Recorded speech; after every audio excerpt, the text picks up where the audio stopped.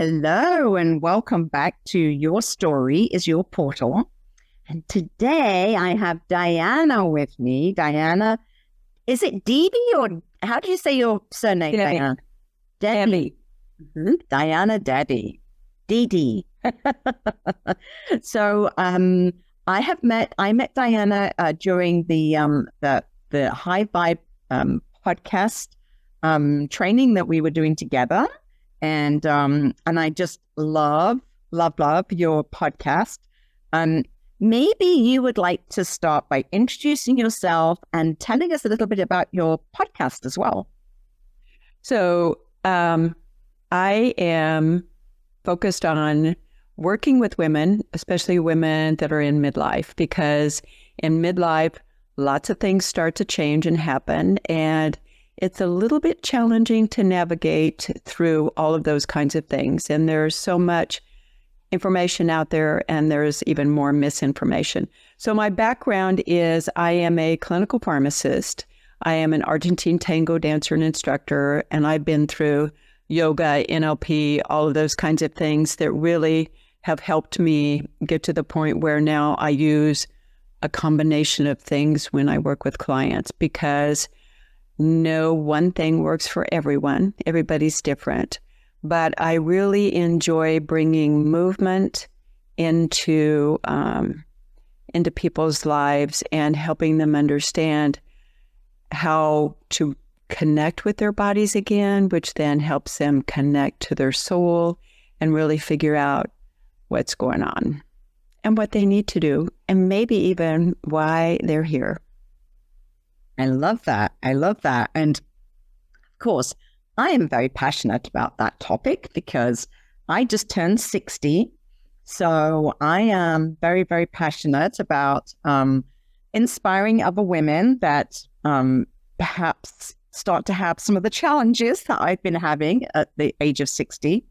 They do say that when you go over a certain number, that things start to go wrong, like your eyebrows disappear and you suddenly tend to find, like lines that you didn't know that were there. And yes, you forget everything. And then everything starts to hurt, like my back hurts, my knees hurt. And so it's really interesting that you've come to this from the background of being a pharmacist, because I have been finding out so much about the body in probably the last few years in my journey. And I find it fascinating when you can get to that place where you can listen to your body and you can understand your body. And, the fact that you are giving tools for that and helping people, I think is fantastic. And I think there's so many people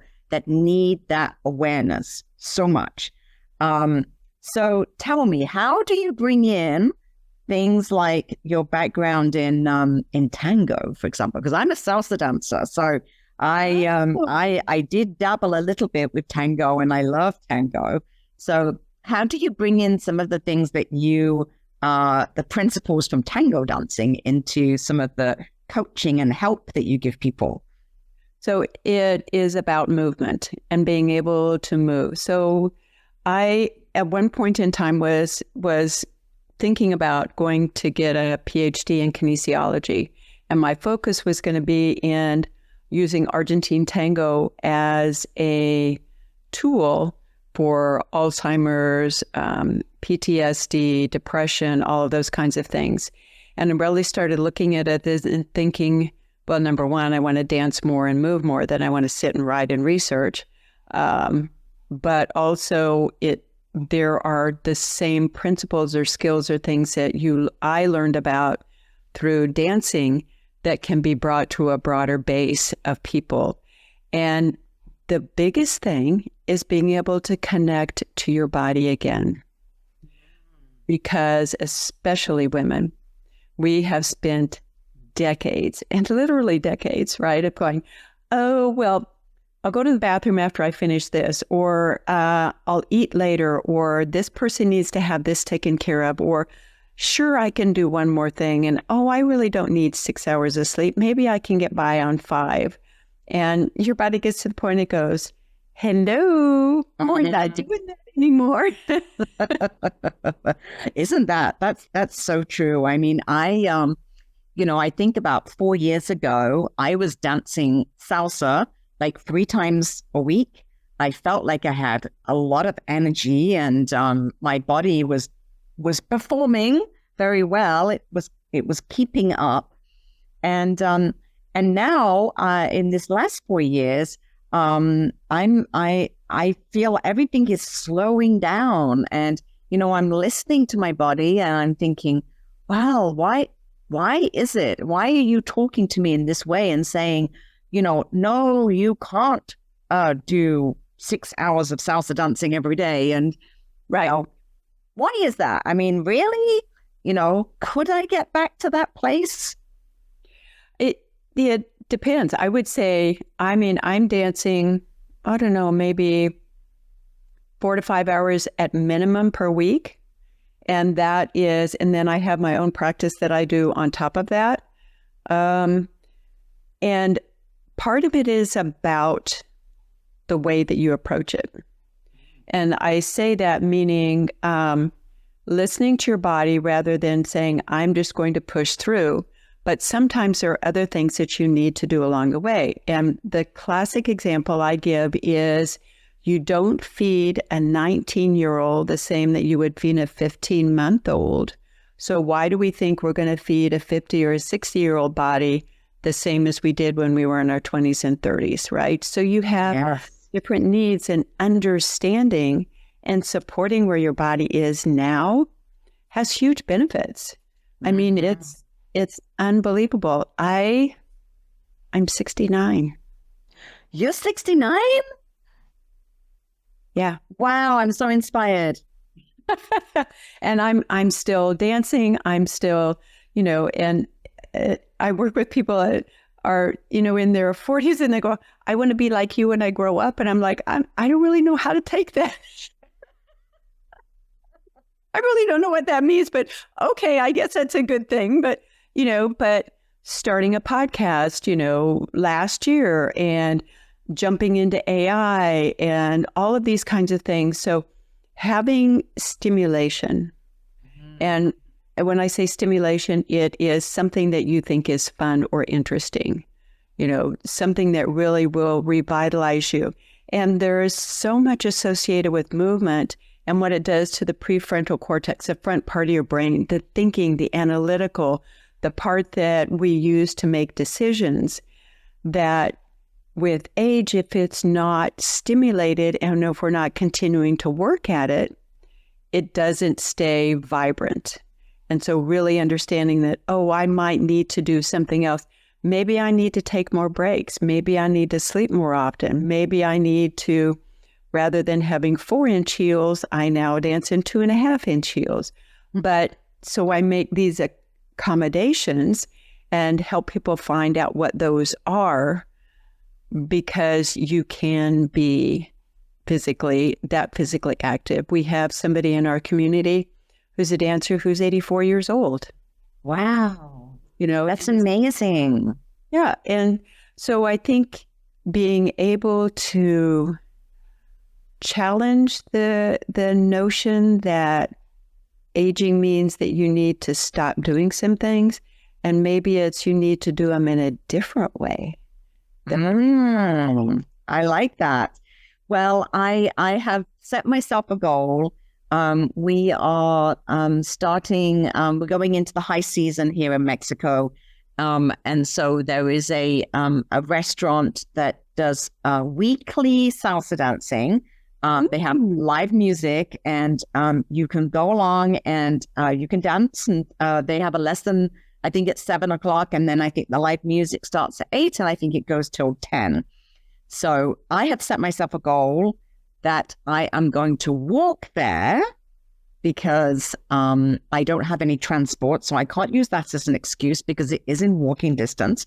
And then I'm going to dance, maybe 3 or 4 dances the first night. And then I'm going to walk home. So what advice would you give me to get closer to that goal? Well, first of all, you have to make sure you have the right equipment, right? Mm. You need the right shoes in order to be able to dance and to dance well. Shoes that throw you off your balance or whatever, those make it harder for your body to do that.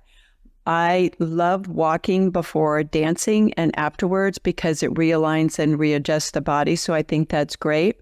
But I would start walking more beforehand, just so your body is used to the movement and the energy, or building up your energy as far as that goes. And really noticing and feeling the connection with the ground with each step that you take, right? And notice how your body feels, because that's what you want to start building, is that feedback loop from what you're doing to what your body's saying about what you're doing. Because there may be things that you want to move. You can still do the movement, but maybe you want to do it in a different way than what you were doing before.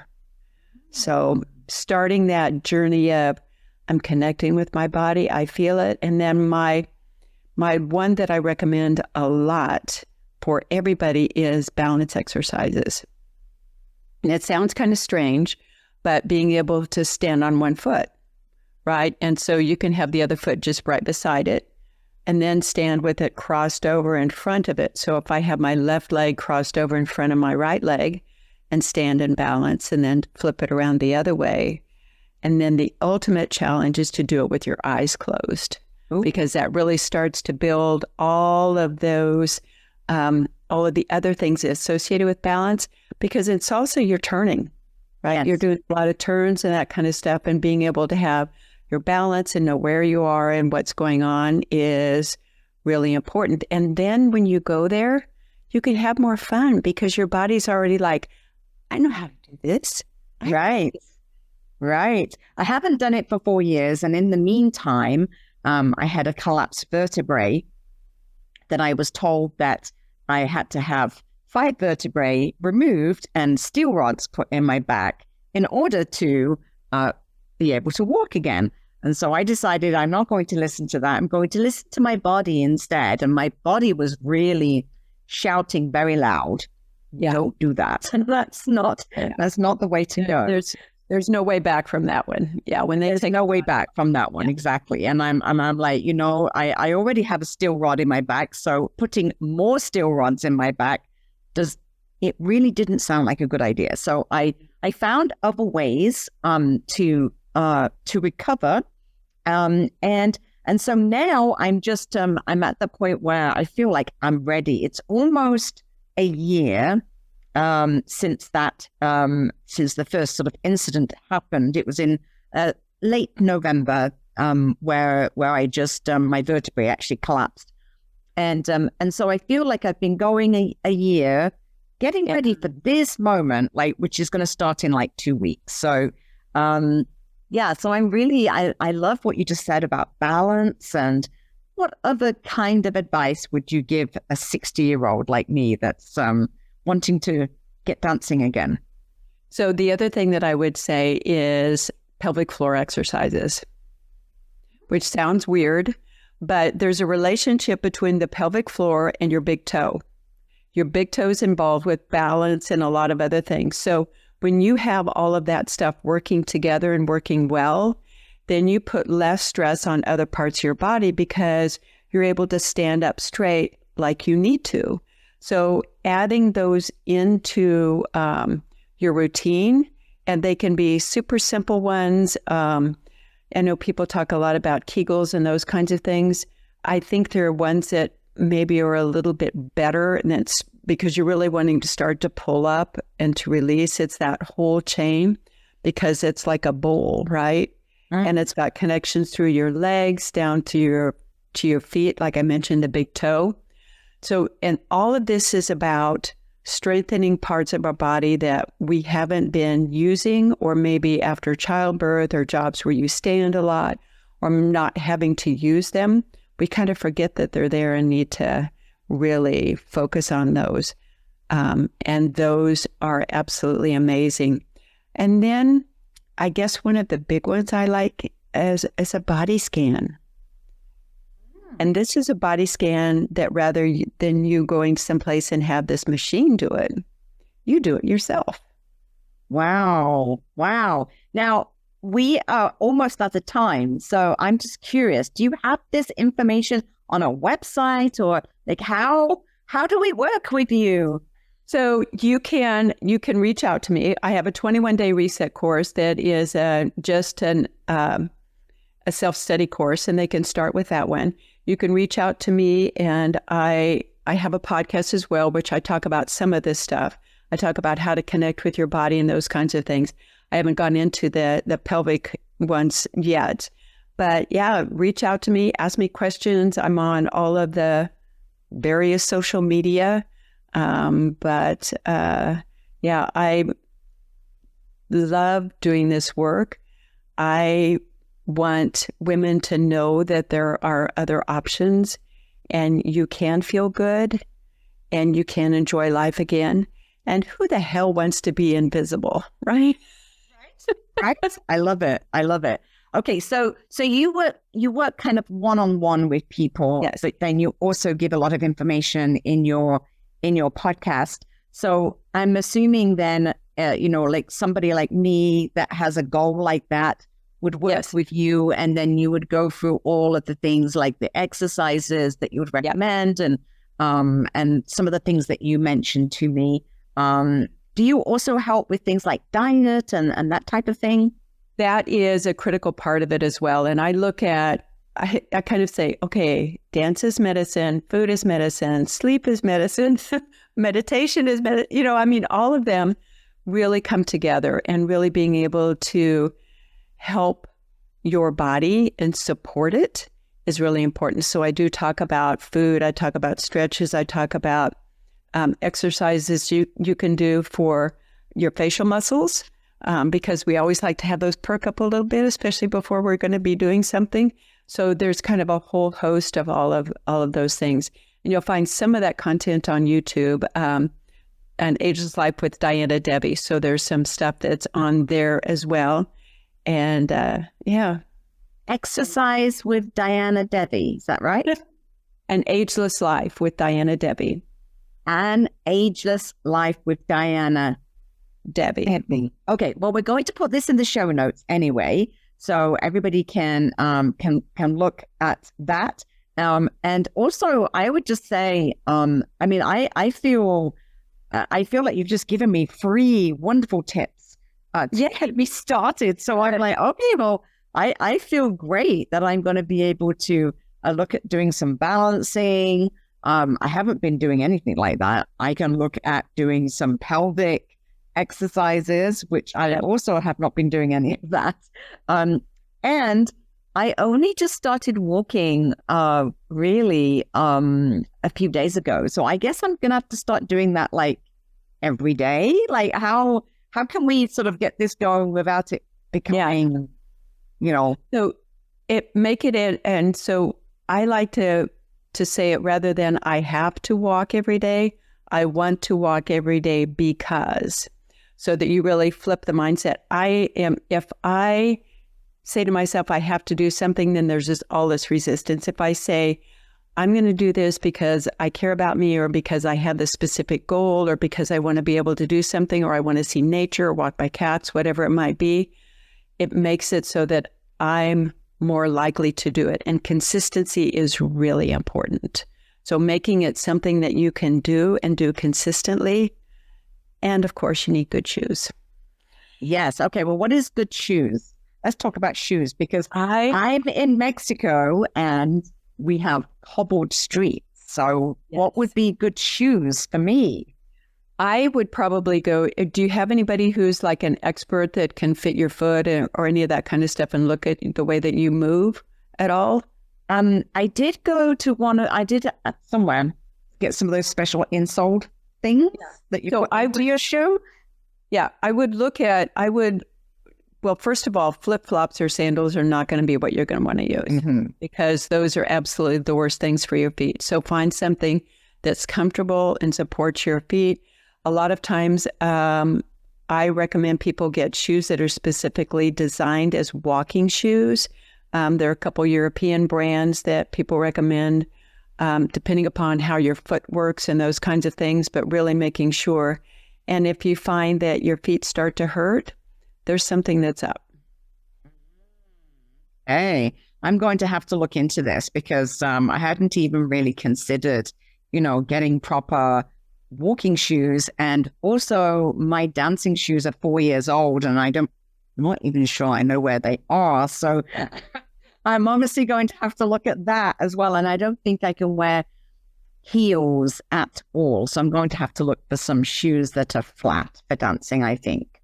Yeah. And, a lot more women are dancing in flats. It is much more socially acceptable now. When I started dancing tango, everybody kind of went like this, when now a lot of women wear flats, and it's about what's comfortable for your body.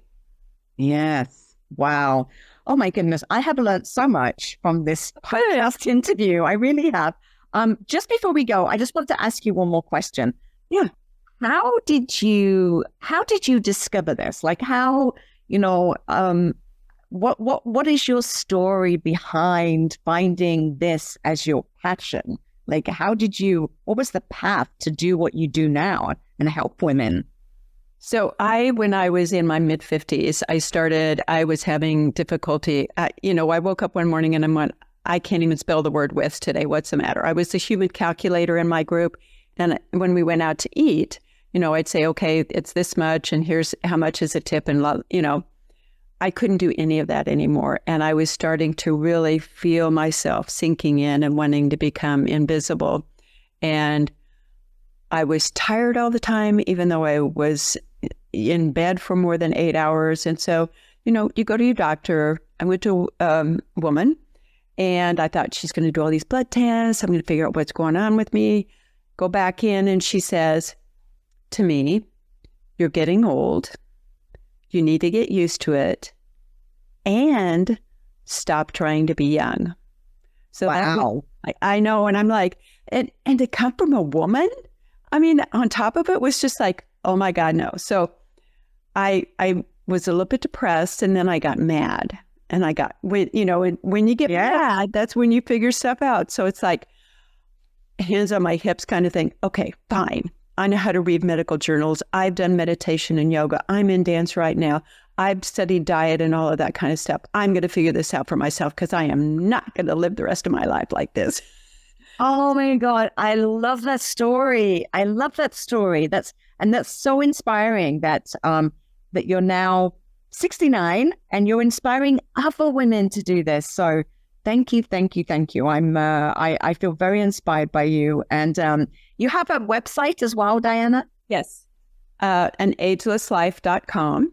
Okay. And it's all one word. So you can find me there as well. Okay. And agelesslife.com. And we're going to put all of this in the show notes as well.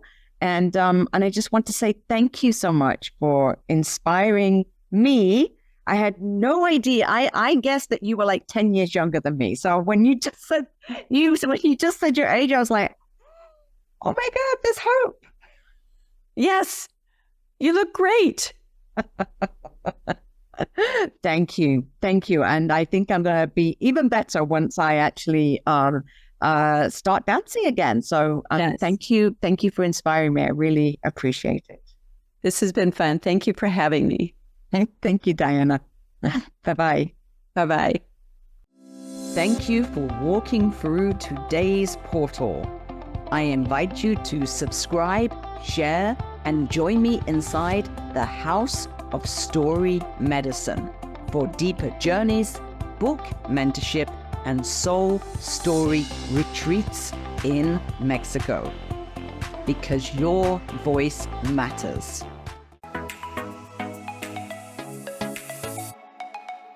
I'm Michelle Abraham, founder of the High Vibe Podcast Network, and we're honored to have Julianne's show, Your Story is Your Portal, as part of our network family. For more inspiring shows like this one, visit highvibepodcastnetwork.com. And don't forget to grab your free gifts from our hosts in the gift vault.